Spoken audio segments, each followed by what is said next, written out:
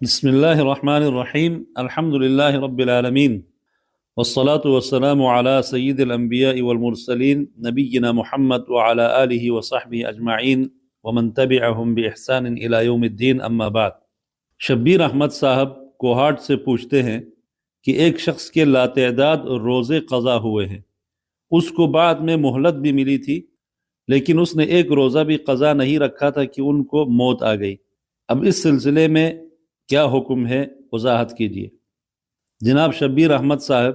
و باقی معزز سامعین کرام، سفر اور شفایابی کی امید رکھتے ہوئے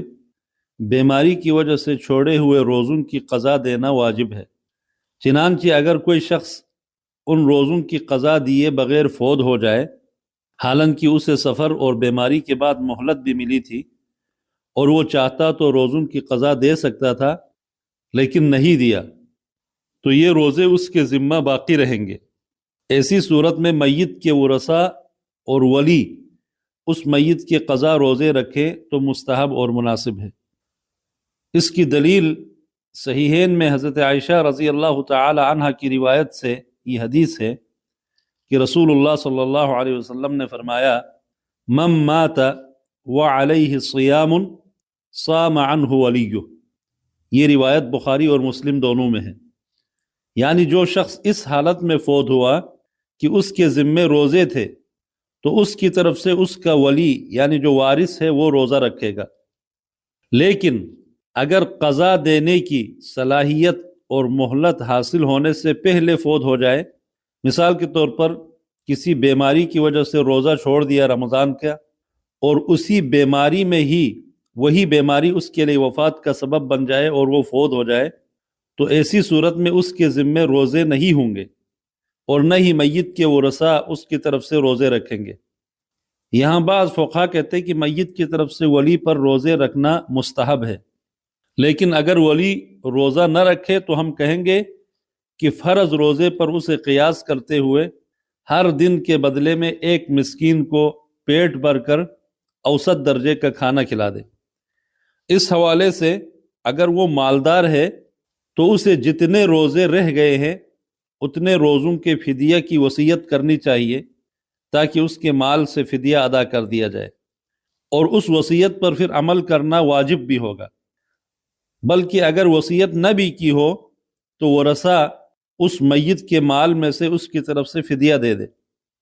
جامع ترمذی میں ایک اور روایت بھی ہے کہ من مات وعلیہ صیام شہر فلیطعم عنہ مکان کل یوم مسکینا، کہ جو شخص فوت ہو جائے اور اس کے ذمے ایک ماہ کے روزے رہتے ہوں تو اس کے ہر روزے کے بدلے میں ایک مسکین کو کھانا کھلایا جائے۔ ان احادیث کی بنا پہ فقہا فرماتے ہیں کہ جو ورثاء ہیں ان کو یہ اختیار اور یہ آپشن دیا جائے کہ وہ چاہے تو میت کی طرف سے وہ جو روزے ہیں وہ قضا کے طور پہ روزے ہی رکھے، یا اگر ورثاء قضا نہیں رکھنا چاہتے تو ہر دن کے بدلے ایک مسکین کو کھانا کھلائے۔ لیکن اگر مرنے والا مالدار بھی نہیں ہے کہ وہ اپنی مال سے کچھ وصیت کر جائے اور اس کے ورثاء بھی فدیہ دینے کے قابل نہیں ہے، مساکین ہے، وہ فدیہ نہیں دے سکتے، تو پھر اللہ تعالیٰ معاف فرمانے والا مہربان ہے۔ آپ نے ایک اور سوال بھی پوچھا ہے کہ عورت کے کفن کے لیے کتنے کپڑے ہونے چاہیے اور کیا ان میں سے کسی ایک کپڑے کو شلوار بنایا جا سکتا ہے، شلوار کی شکل پہ سلائی کر کے؟ اس کا جواب یہ ہے کہ تمام مذاہب فقہیہ کا اس بات پر اتفاق ہے کہ مستحب اور بہتر یہ ہے کہ مستورات یعنی خواتین کو 5 کپڑوں میں کفن دیا جائے، اور ان 5 کپڑوں کی تفصیل اس طرح سے ہے کہ ایک ازار بند، دوسرا قمیض جو جسم کے بالائی حصے پر کندھے سے نیچے دونوں سائڈ سے اس کو لٹکا دیا جائے اور گھٹنوں تک، اور تیسری چیز حدیث نے اس کو خمار کے لفظ سے یاد کیا ہے، خمار، سر پہ باندھنے والا، سر پہ رکھنے والا دوپٹہ، اور اس میں کچھ علماء نے سینہ بند کو بھی شامل کیا ہے۔ چوتھی اور 5ویں چیز 2 بڑے چادر جن میں یک بعد دیگر خاتون میت کو ڈانپ دیا جائے، یعنی ازار، قمیص اور سر کا دوپٹہ، یہ 3 چیزیں ہو گئی، اور پھر 2 بڑے چادر جس میں عمومی طور پہ لپٹا دیا جائے اور دونوں سر کی طرف سے بھی اور پاؤں کی طرف سے بھی باندھنے کا بھی اس میں بندوبست ہو، جو پورے جسم کے لیے کافی ہو۔ احادیث میں آتا ہے کہ رسول اللہ صلی اللہ علیہ وسلم نے اپنی صاحبزادی حضرت ام کلثوم رضی اللہ تعالی عنہ کی تکفین کے موقع پر انہیں غسل دینے اور کفن پہنانے والی خواتین کو یہی ترتیب اور انداز سکھایا تھا۔ لہٰذا سنت کی پابندی اور اتباع میں ہی انشاءاللہ خیر و برکت ہے، اور اسی پر اکتفا کرنا چاہیے۔ شلوار قمیض کی شکل پر سلائی کر کے زندوں والی تکلفات میں نہ پڑے تو ہی بہتر ہے۔ یہ سلائی کڑھائی، یہ ڈیزائنی، یہ تو زندگی میں ہوتی ہے، زندوں کے لیے ان کی ضرورت ہے، مرنے کے بعد اب ان تکلفات کی ضرورت نہیں ہے۔ ویسے بھی فقہا نے مخیط یعنی سلے ہوئے کپڑے کو